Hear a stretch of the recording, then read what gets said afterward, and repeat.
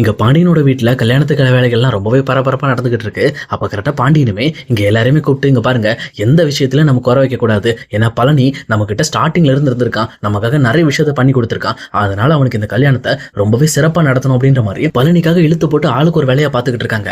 அதே நேரத்தில் பழனியுமே இங்கே பாண்டியன்ட்ட போயிட்டு மாமா நான் உங்ககிட்ட ஒரு விஷயத்த சொல்லணும் அப்படின்ற மாதிரி பேச ஆரம்பிக்கிறாங்க. அப்போ பாண்டியனுமே சொல்லு பழனி என்னாச்சு, என்ன விஷயம் அப்படின்ற மாதிரி கேட்குறாங்க. அப்போ பழனியுமே இன்னைக்கு சாயந்தரம் வந்து எங்களோட அண்ணனை மீட் பண்ண, அவங்க 2 பேரும் இருந்துட்டு நாளைக்கு என்னோட கல்யாணத்துக்கு அவங்க குடும்பத்தோட வரேன்னு சொல்லியிருக்காங்க. ஆனா அந்த நேரத்தில் வேற எந்த அசம்பந்தமும் நடந்துடக்கூடாது, அதுக்காக தான் மாமா உங்ககிட்ட முன்னாடி ஒரு வார்த்தை சொல்றேன் அப்படின்ற மாதிரி எங்க பழனியுமே சொல்றாங்க. இது கேட்ட பாண்டியனுமே இங்க பாருப்பா, உன் கல்யாணத்துக்கு உங்க குடும்பம் வரணும்னு நானும் ஆசைப்பட்டேன், சொல்லப்போனா உங்க அக்காவும் ஆசைப்பட்டா. ஏன்னா கோமதிக்குமே ஆத்தாவெல்லாம் பார்க்கணும், உங்க அண்ணனுங்கெல்லாம் உங்க கல்யாணத்துக்கு வந்தா நல்லா இருக்குன்னு சொல்லிட்டு இருந்தா. அதெல்லாம் ஒன்றும் பிரச்சனை இல்லப்பா, ஆனா அவனுங்களால கல்யாணத்துல பிரச்சனை வராம இருந்தா நல்லதுப்பா. ஏன்னா அவனுங்க அவங்க கல்யாணத்தை நிறுத்துறதுக்காக தேவையில்லாம வேலை பண்ணுவானுங்கன்ட்டு கொஞ்சம் அவன் மேல எனக்கு டவுட்டா இருக்கு. சரி விடு, கல்யாணத்துக்கு வரட்டு, நாளைக்கு என்ன நடக்குதுன்னு பார்த்துடலாம் அப்படின்ற மாதிரி எங்க பாண்டியனுமே எதிர்பார்த்து தான் இருக்காரு. ஆனா இன்னொரு பக்கம் இங்க பழனி அங்கிருந்து கிளம்பினதுக்கு அப்புறம் பாண்டியனும் கதிரை கூப்பிட்டு இங்க பாரு கதிரு, நாளைக்கு கல்யாணத்துல ஏதோ பிரச்சனை வர்றதுக்கு வாய்ப்பு இருக்கு. ஏன்னா இங்க பழனியோட கல்யாணத்துக்காக சக்திவேலு முத்துவேலு குடும்பத்தோட வர போறாங்க. அவங்க கண்டிப்பா கல்யாணத்துக்கு வராங்கனாலே ஏதோ ஒரு ட்விஸ்ட் இல்லாம இருக்காது, அதனால நான் ரொம்ப சேஃப்டியா இருக்கணும் அப்படின்ற மாதிரி அவங்களுமே சொல்லி அனுப்புறாங்க. உடனே அவருமே இந்த பக்கம் வந்து மத்த எல்லார்ட்டையுமே போய் சொல்லிட்டு ரொம்ப சேஃப்டியா பாத்துக்கணும்னு சொல்லிட்டு அடுத்த நாள் கல்யாணத்துக்கு இவங்க எல்லாருமே பக்காவா ரெடி ஆக்குறாங்க. காலையில எந்திரிச்ச உடனே இங்க மண்டபத்துக்கு போறதுக்காக ஒவ்வொருத்தரும் வேக வேகமா ரெடி ஆயிட்டு இருக்காங்க. அதே நேரத்தில் பழனியுமே இந்த கல்யாணம் எப்படியாவது நல்லபடியாக நடக்கணும், இந்த கல்யாணத்துல எந்த ஒரு பிரச்சனையும் வரக்கூடாதுன்னு சொல்லிட்டு அவருமே சாமி கும்பிட்டுட்டு இந்த பக்கம் கரெக்டாக மண்டபத்துக்கு போறதுக்காக கிளம்பி வீட்டை விட்டு வெளியில வராங்க. ஆனா வெளியில வந்த உடனே இந்த பக்கம் ஆப்போசிட்ல சக்திவேலோட முத்துவேலோட குடும்பமும் தயாராயிட்டு இருக்காங்க. ஏன்னா அவங்களுமே இங்க பழனியோட கல்யாணத்துக்கு வர்றதுக்காக பயங்கரமா ரெடி ஆயிட்டு இருக்காங்க. இதை பார்த்தோன்னே இங்க பழனிக்கு பயங்கரமான ஹாப்பி. பரவாயில்ல, நம்ம அண்ணனும் ஆத்தாலாம் வர போறாங்க, இன்னைக்கு எப்படியாவது இந்த கல்யாணத்துல வச்சு இந்த 2 குடும்பத்தையும் ஒன்று சேர்த்தணும் அப்படின்ற மாதிரி பழனியுமே நல்ல விதமா மனசுல யோசிச்சுட்டு இருக்காரு. ஆனா இன்னொரு பக்கம் இங்க மத்த எல்லாரையும் கிளம்பி போக சொல்லிட்டு சக்திவேலு முத்துவேலு மட்டும் வேற யாரையோ பாக்குறதுக்காக அங்கிருந்து போயிட்டு அவங்கள பார்த்துட்டு இங்க கல்யாண மண்டபத்துக்கு லேட்டா வராங்க. அதே நேரத்தில் இங்க பழனியுமே கூட்டிட்டு போயிட்டு மணவரையில உட்கார வச்சு கல்யாணத்துக்கு தேவையான வேலைகள்லாம் பார்த்துக்கிட்டு இருக்காங்க. அப்ப இங்க பாண்டியனுக்கும் கொஞ்சம் மனசு சரியில்லாம இருக்கு. என்னாச்சு, இந்த சக்திவேலு முத்துவேலு முகத்தை பார்த்தாலே வந்து சரியா படலையே, அவனுக்கு ஏதோ பண்றானுங்க போல இருக்கு அப்படின்ற மாதிரி இங்க பாண்டியனுமே லைட்டா பயந்துகிட்டு இருக்காரு. பட் இருந்தாலும் இங்க பழனிக்கு பயங்கரமான ஹாப்பி. ஏன்னா அவங்களோட ஆப்போசிட்ல இருக்க எல்லா குடும்பமும் வந்ததுக்கு அப்புறம் அதே நேரம் அவங்க அண்ணன் ஆத்தாலாம் வந்ததுக்கு அப்புறம் ரொம்பவே சந்தோஷப்பட்டுட்டு இருக்காரு. அப்ப கரெக்டா ஆத்தாவுமே பழனி கிட்ட போயிட்டு நீ ராஜா மாதிரி இருக்கப்பா, உனக்கு ஒரு நல்ல பொண்ணு மனைவியே கிடைக்க போறா, இதுக்கு மேல உன் வாழ்க்கையில எல்லாமே வெற்றி தான் அப்படின்ற மாதிரி அவங்களும் இங்க பழனியை வாழ்த்துக்கிட்டு இருக்காங்க. இப்படி எல்லாம் நடந்துட்டு இருக்கும்போது ஐயருமே மணவரைக்கு பொண்ணை கூட்டிட்டு வர சொல்றாங்க. அதுக்கேற்ற மாதிரி இங்க பழனி கல்யாணம் படிக்க போற பொண்ணையுமே மணவரைக்கு கூட்டிட்டு வராங்க. அந்த பொண்ணுமே இங்க பழனி பக்கத்துல உட்காந்துட்டு ரொம்பவே வெக்கப்பட்டு இருக்கு. அப்ப பழனியை பாத்தீங்க சக்திவேலோட ஒய்ஃபும் முத்துவேலோட ஒய்ஃபும் பரவாயில்ல, நல்ல பொண்ணு தான் அப்படின்ற மாதிரி இங்க பழனியை லைட்டா கலாய்க்க ஆரம்பிக்கிறாங்க. இங்க பழனிக்கு வெக்க வர ஆரம்பிச்சிருது. அதே நேரத்தில் இங்க பாண்டியன் குடும்பத்தில் இருக்க எல்லாருமே ரொம்பவே ஹாப்பியாகவும் சந்தோஷமாவும் இருக்காங்க. ஆனா பாண்டியன் எதிர்பார்த்த மாதிரி இங்க சக்திவேலு முத்துவேலு மட்டும் அந்த இடத்துல இல்லாம இருக்காங்க. அவங்க அந்த இடத்த விட்டு கிளம்பி இங்கே போயிருக்காங்க.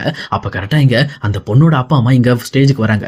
வந்தது மட்டும் இல்லாம அந்த பொண்ணு கிட்ட இருந்த மாலையை கலட்டி போட்டுட்டு முதல்ல எந்திரி, இந்த கல்யாணம் இதுக்கு மேலே நடக்கக்கூடாது, ஏன்னா இந்த கல்யாணம் நடந்துச்சுன்னா நமக்கு தான் அது கேவலம் அப்படின்ற மாதிரி அந்த பொண்ணு அங்கிருந்து கூட்டிட்டு போக ட்ரை பண்றாங்க. இதை பார்த்துட்டு இருக்கிற பாண்டியனுக்கு ஒண்ணுமே புரியல. ஐயா என்ன பண்றீங்க, எதுக்காக இப்படி கல்யாணத்தை நிறுத்துறீங்க, அதுவும் கடைசி நிமிஷத்துல வந்து ஏன் இப்படி பண்றீங்க அப்படின்ற மாதிரி இங்க பாண்டியனுமே ரொம்ப கோவப்பட்டு எதுக்காக இப்படி பண்றீங்க, எதுக்கு நடக்கிற கல்யாணத்தை நிறுத்துறீங்க அப்படின்ற மாதிரி அந்த பொண்ணோட அப்பா அம்மா கிட்ட ரொம்பவே கோபத்தோட கேட்டுட்டு இருக்காங்க. அப்ப அவங்களுமே உங்களை பத்தியான விஷயங்கள்லாம் தெரிய வந்ததுக்கு அப்புறம் நான் எதுக்காக என் பொண்ணை கொடுக்கணும், என் பொண்ணு உங்ககிட்ட வந்து அடிமையா வாழணுமா, அப்படி வாழவே தேவையில்ல, உங்களை மாதிரி கேவலமான ஆளுங்களுக்கு பொண்ணே கொடுக்க கூடாது அப்படின்ற மாதிரி மறுபடியும் அந்த பொண்ணு அங்கிருந்து இழுத்துட்டு போறதுக்கு பயங்கரமா ட்ரை பண்ணிட்டு இருக்காங்க. இங்க பழனி குடும்பத்துல இருக்க எல்லாருமே அப்படியே ஸ்டன் ஆகி போய் நின்றுட்டு இருக்காங்க. இங்க பழனிக்கு பயங்கரமான ஷாக்கு. என்னடா இது, நமக்கு முதல் கல்யாணம் கேன்சல் ஆகி இப்போ தான் 2வது கல்யாணம் நடக்க வந்துச்சு, அதுலேயும் இவ்வளோ பெரிய பிரச்சனையா, இந்த பிரச்சனை யாரால வந்திருக்கும் அப்படின்னு சொல்லி அவங்களுமே யோசிச்சுட்டு இருக்காங்க. அப்போ சிரிச்சுக்கிட்டே நடந்து வந்துட்டு இருக்காங்க. சக்திவேலு முத்துவேலையும் பார்த்துட்டு பழனியுமே ரொம்பவே கோபத்தோட ஏன்னா இப்படி பண்ணீங்க, உங்களை கல்யாணத்துக்கு நான் கூப்பிட்டது தப்பான, ஏன்னா என் கல்யாணத்தை நிறுத்திட்டீங்க அப்படின்ற மாதிரி இங்க சக்திவேலு முத்துவேலை பார்த்து பழனியுமே பயங்கரமா ஃபீல் பண்ணிட்டு கேட்குறாங்க. அப்போ பாண்டியனுமே இவனுங்களை பற்றி தான் எனக்கு தெரியுமே, இவனுங்க இந்த கல்யாணத்துக்கு வரும்போது ஏதோ ஒரு பிரச்சனையோட தான் வருவானுங்கன்னு எனக்கு தெரியும், இந்த கல்யாணம் நின்று போனதுக்கான காரணமே இவங்க தான் அப்படின்ற மாதிரி இங்க பாண்டியனுமே இங்க சக்திவேலையும் முத்துவேலையும் பிடிச்சி சத்தம் போட்டுட்டு இருக்காங்க. அப்ப இதை பார்த்துட்டு இருக்க சக்திவேலு முத்துவேலோ நீ முதல்ல நிறுத்து, தேவையில்லாம எங்ககிட்ட இப்படி பேசிட்டு இருக்காத, பழனியோட கல்யாணம் நிற்க போகுது அப்படிங்கிற விஷயம் எங்களுக்கு தெரிஞ்சிருச்சு. ஆனா பழனி கூட இப்பவே இதே மணவரையில உட்கார வச்சு தாலி கட்டுறதுக்கு ஒரு பொண்ணு தயாரா இருக்கு, அதை பழனி மட்டும் ஒத்துக்கிட்டானா அந்த பொண்ணை கண்டிப்பா நான் பழனி கல்யாணம் பண்ணி வச்சிரும் அப்படின்னு சொல்லி எங்க சக்திவேலுக்கு பின்னாடி இருந்து ஒரு பொண்ணை முன்னாடி கூப்பிடுறாங்க. அப்ப அந்த பொண்ணுமே முன்னாடி வந்து அமைதியா நின்றுகிட்டு இருக்கு. இதை பார்த்துட்டு இருக்கிற பழனிக்கு என்ன பண்றதே தெரியல. அதே நேரம் பாண்டியனுமே ஏயா இந்த மாதிரி பெரிய மனுஷனையா நீங்கெல்லாம் இந்த கல்யாணத்தை நிறுத்துறதையும் நிறுத்திட்டு ஒண்ணுமே தெரியாத மாதிரி நடிச்சிட்டு இருக்கீங்க, வேற ஒரு புதுசா ஒரு பொண்ணை கொண்டு கொடுத்து இந்த பொண்ணை வந்து கல்யாணம் பண்ணிக்கிட்டு பழனி அப்படின்ற மாதிரி மாதிரி உங்க இஷ்டத்துக்கு நீங்க ஏதோ பண்ணிட்டு இருக்கீங்க அப்படின்ற மாதிரி இங்க பாண்டியனும் கோவப்பட ஆரம்பிக்கிறாங்க.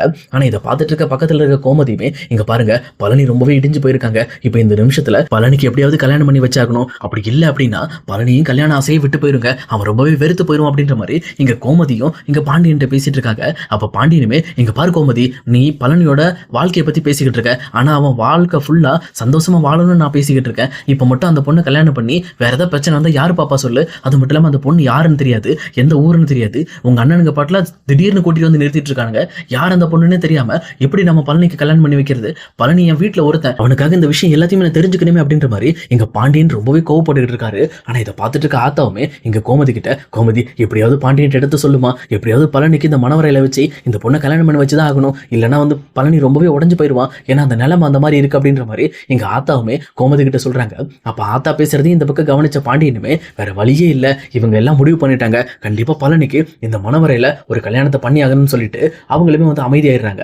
அப்போ கரெக்டா சக்திவேல் இருந்துகிட்டு, எங்க பாரு பழனி, உன் கல்யாணத்தை கெடுக்கணும்னு எங்களுக்கு எந்த ஒரு விருப்பமும் கிடையாது, நீயும் சந்தோஷமா வாழணுங்கிறதுக்காக தான் இந்த பொண்ணை நாங்க கூட்டிட்டு வந்திருக்கோம். இப்போ சொல்லு, இந்த மனவரையில இந்த பொண்ணு கழுத்தில் நீ தாலி கட்ட தயார்னா சொல்லு, இந்த பொண்ணு அங்க வந்து உட்காரும் அப்படின்ற மாதிரி சக்திவேல் சொல்றாங்க. இதை கேட்டோன்னே இந்த பக்கம் பழனிக்கு என்ன முடிவு எடுக்கிறதுன்னு தெரியல. ஆனா பழனியுமே திரும்பி இங்க பாண்டியனை பாக்குறப்போ பாண்டியனுமே, இங்க பாரு பழனி, இது உன் லைஃப் சம்பந்தப்பட்ட விஷயம், இந்த விஷயத்துல நீ என்ன முடிவு எடுக்கிறியோ அந்த முடிவுக்கு நாங்க எல்லாரும் துணை நிற்போம் அப்படின்ற மாதிரி எங்க பாண்டியன், அதே நேரம் வீட்டுல இருக்க ராஜி, மீனா எல்லாருமே ஒத்துக்கிறாங்க. இதை பார்த்த பழனியுமே வேற வழி இல்லை, இந்த விஷயத்தை நம்ம ஏத்துக்கிட்டு தான் ஆகணும் அப்படின்னு சொல்லிட்டு அவருமே போய் மனவரையில போய் உட்கார ஆரம்பிக்கிறாரு. ஏன்னா அவருமே மனசு ரொம்ப நொந்து போயிருக்காரு. ஏன்னா எதுக்காக நம்ம கல்யாணம் நிற்குதுன்னே தெரியல, யார் சதி பண்றாங்கன்னே தெரியல, எந்த ஒரு மனநிலையில் அவர் இருக்காருன்னு புரியாம இப்போதைக்கு கல்யாணம் நடந்தா போதுன்ற மாதிரி அவருமே போய் அந்த மனவரையில உட்காந்துட்டாரு. இதை பார்த்தோன்னே எங்க சக்திவேல் முத்துவெல்லாம் லைட்டா ஸ்மைல் பண்ணிட்டு, ஓகே ஏமா போமா, அங்க போய் மனவரையில உட்காரு, என் தம்பியை நீ தான் கல்யாணம் பண்ணிக்கணும், இனிமேல் என் தம்பியோட பொண்டாட்டி நீ தான் அப்படின்ற மாதிரி இவங்களுமே அந்த பொண்ணை மனவரையில போய் உட்கார வைக்கிறாங்க. அதே நேரத்துல இங்க இதை பார்த்துட்டு இருக்கிற குமாருக்குமே ஒண்ணுமே புரியல, என்னப்பா இது திடீர்னு அந்த பொண்ணு கொண்டு வந்திருக்கீங்க, இந்த பொண்ணு யாரு, எங்க இருந்து இந்த பொண்ணு பிடிச்சிட்டு வந்தீங்க அப்படின்ற மாதிரி கேட்கறாங்க. அப்ப கரெக்டா சக்திவேல் இருந்துகிட்டு, இங்க பாரு மகனே, இந்த பொண்ணு ஏற்கனவே பழனிக்கு முடிக்கணும்னு நான் தான் பிளான் பண்ணியிருந்தேன், ஏன்னா இந்த பொண்ணுக்கு நல்ல சொத்து இருக்கு, ஆனா இந்த பொண்ணுக்கு ஏற்கனவே ஒரே டைம் கல்யாணம் ஆகி அந்த புருஷன் இறந்து போயிட்டான், ஆனா அவன் 2-3 நாளே இறந்துட்டான், அதனால இந்த பொண்ணு வாழ விட்டே வீட்டுல இருந்துச்சு. இந்த விஷயம் எல்லாம் பழனிக்கு எங்க புரிய போகுது, நமக்கு தேவை சொத்து தானே, எப்படினாலும் பழனி அந்த பொண்ணு கல்யாணம் பண்ணதுக்கு அப்புறம் அந்த பொண்ணோட மொத்த சொத்தும் பழனி பேருக்கு வந்துடும், பழனி பேருக்கு வந்துச்சுன்னா நம்ம பேர்ல இருக்கிற மாதிரி தான், அதை நாமளும் யூஸ் பண்ணிக்கலாம், ஏன்னா இந்த கல்யாணத்தை நடத்தி வைக்கிறதே நாம தான் அப்படின்ற மாதிரி இங்க முத்துவேலுமே பேசிக்கிட்டு இருக்காரு. ஆனா இதை கேட்டுட்டு இருக்கிற குமாருமே, பரவாயில்லப்பா வேற லெவல்ல நீ பிளான் பண்ணிருக்க, நானும் என்னமோ ஏதோ இந்த கல்யாணம் நடத்துறதுக்காக நீங்க எல்லாம் நல்லவளா மாறிட்டீங்களா அப்படின்னு சொல்லிட்டு நானும் தப்பா நினைச்சிட்டேன் அப்படின்ற மாதிரி இங்க குமாரும் சொல்லிக்கிட்டு இருக்காரு. ஆனா அதே நேரத்துல இவங்க பேசிட்டு இருக்க விஷயம் எல்லாத்தையுமே தெளிவா கவனிச்ச பாண்டியனுமே, இந்த மாதிரி கேவலமானவனுங்களை நான் எங்கேயுமே பார்த்தது கிடையாது, தான் சொந்த தம்பியோட வாழ்க்கையை கெடுக்கிறதுக்குன்னே இவங்க இப்படிப்பட்ட சதியை பண்ணியிருக்கானுங்க, சொல்லப்போனா பழனிய அவங்களுக்கு அடிமையை வைக்கணுங்கிறதுக்காக தான் இவனுங்க இதை பண்ணியிருக்காங்கன்ற மாதிரி அந்த விஷயத்தை புரிஞ்சுக்கிட்டு, ஆனா அதை தன்னோட மனசுலேயே வச்சுக்கிட்டு அவருமே இங்க கோமதி, அதே நேரம் ஆத்தா, வீட்டில் இருக்க எல்லாரும் சந்தோஷமா இருக்கிறத நினைச்சு கொஞ்சமே ஃபீல் பண்ணிட்டு இருக்காரு. சரி இருக்கட்டும், எல்லாமே நம்ம நினைச்ச பத்தி நடக்காது இல்ல, எந்த கெட்டதும் வந்து கடைசி வரைக்கும் கெட்டதா இருக்காது, எல்லாம் நல்லதா மாறிடும் அப்படின்ற மாதிரி இங்க பாண்டியனுமே தன் மனசுல ஒரு ஆறுதலை சொல்லிட்டு அவருமே இங்க பழனிக்கு அச்சதை போட்டு இந்த கல்யாணத்தையும் முடிச்சு வைக்கிறாரு.